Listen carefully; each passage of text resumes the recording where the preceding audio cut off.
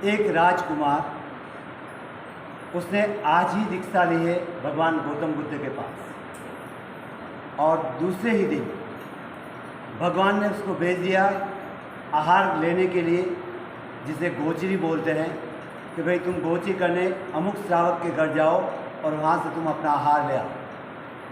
वह गया और अभी थोड़ा सा ही दूर था कि उसके मन में आया कि मैं राजकुमार था कल तक तो, और जो मेरे मन में अच्छे अच्छे भोजन आते थे वो सब कुछ कर सकता था। अब आज मैं जिसके घर पे जा रहा हूँ, ये ज़रूरी नहीं वहाँ मैं कह भी नहीं सकता जो भोजन मिले वो लाना है, मैं जा रहा हूँ, पर क्या क्या मैं भोजन करता था सब मुझे याद आ रहे हैं। ये भोजन होता तो बहुत अच्छा लगता।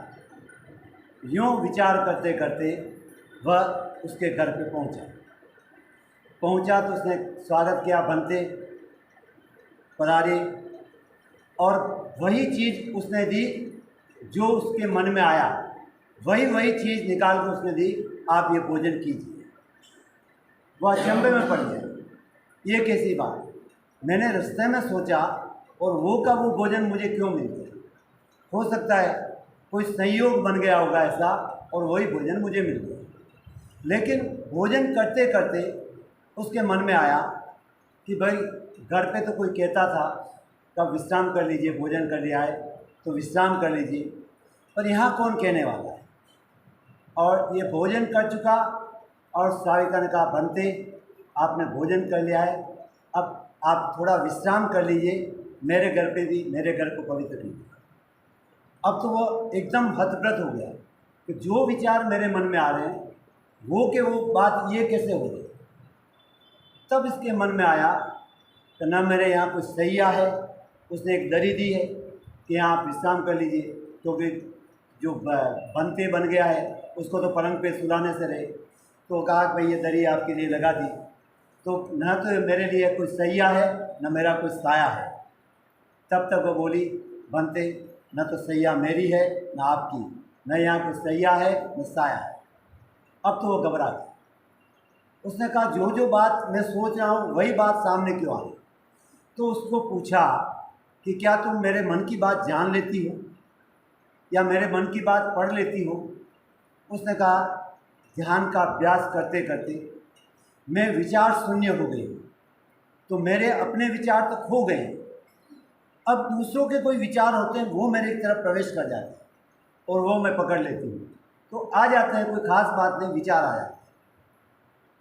अब वहाँ से सीधा आया भगवान के पास और आते ही भगवान को कहा, भगवान आज के बाद मुझे उस श्राविका के घर पे मत भेजना। मैं कहा, क्या हुआ। तो हुआ क्या, मैं वहाँ जब ये लेने गया तो जो जो मेरे मन की बात थी हर बात उसने की, उसमें कौन सी बड़ी बात हो गई। जाना चाहिए, कल वापस गोची वहीं जाना है, तो नहीं बनते वहाँ मत भेजिए, और कहीं भेज दीजिए, वहाँ मत भेजिए। तो क्यों, ऐसा क्या बात है कि देखो मैंने जो जो विचार किए उसने पढ़ लिए, तो वह जिस घर में गया वह औरत बहुत सुंदर थी और मेरे मन में उसके प्रति विकार भी जागा। अब वो भी तो उसने पढ़ लिया होगा, उसके मन में मेरे प्रति क्या आ गया होगा और सब कुछ उसने जान लिया होगा। अब मैं किस मुंह से उसके घर पे जाऊं। भगवान ने कहा, नहीं, तुम्हें उसी घर पे जाना होगा, यही तो तुम्हारी साधना का एक हिस्सा था और वही तुम्हें पूरा करना है। पर ध्यान रखना, कल तुमने जो जो विचार किए तुझे मालूम नहीं, विचार आते गए और तुमने कर लिए।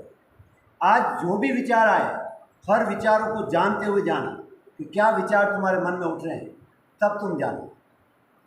वह गया, पर जो कल गया था वो आज नहीं गया। कल जाने वाला कोई दूसरा ही था, आज ये जो जा रहा है कोई दूसरा ही रूप लेके जा रहा है। और रास्ते में जैसे पहुंचा, अब वो विचार भी नहीं आ रहे जो कल विचार उठे थे। जैसे ये सोचता है कुछ विचार, तो विचार देखने की कोशिश करता है, वो विचार भी नहीं आ रहे जो कल आए, भोजन के बारे में आए, सैया के बारे में आए, विश्राम के बारे में आए, कोई विचार भी नहीं आए। विचार करता रहा और देखता देखता बड़ा अचंभे में विचार भी गायब हो रहे मेरे। और जैसे ही सीढ़ियाँ चढ़ा, वहाँ जाकर देखता है तो भोजन करने वाला तो दूसरा है और मैं तो केवल देखने वाला हूँ। मैं देख रहा हूँ, भोजन कर रहा हूँ, पर करने वाला कोई दूसरा कर रहा है भोजन, और मैं केवल देखने वाला हूँ। ये बात भी मेरे दिमाग में आ रही है, और न कोई विचार आ रहा, न कुछ आ रहा है। अब तो बड़ा आनंदित हो गया। उसने कहा, अरे जिस चीज़ की खोज में मैं था वही चीज़ तो मुझे मिल रही है। मैं दृष्टा और दृश्य का भेद देख रहा हूँ। ये जो कुछ भी खाने की क्रिया हो रही है वो एक दृश्य हो रहा है, और खाने वाला एक अंदर है। तो दृष्टा और दृश्य, मैं देखने वाला अलग हूँ, खाने वाला अलग है, दोनों अलग अलग मुझे मालूम पड़ रहे हैं। और वह सीधा वहाँ से आया, नाचते कूदते भगवान के पास। भगवान मेरा कल्याण हो। बहुत अच्छा हो गया कि मैंने दृष्टा और दृश्य का भेद भी मुझे जाना, और इसी तरह गहरी साधना करते करते वह आगे जाकर अरहत अवस्था को उपलब्ध हो गया। ऐसा होता है, जो विचारों को पढ़ लेता है, धीरे धीरे विचारों को पढ़ना सीखे। हम ध्यान करते हैं तो ध्यान में भी विचारों को पढ़ना सीखें कि हमारे ध्यान में इस समय क्या विचार चल रहा है। जो विचार चल रहा है उसको जान लें।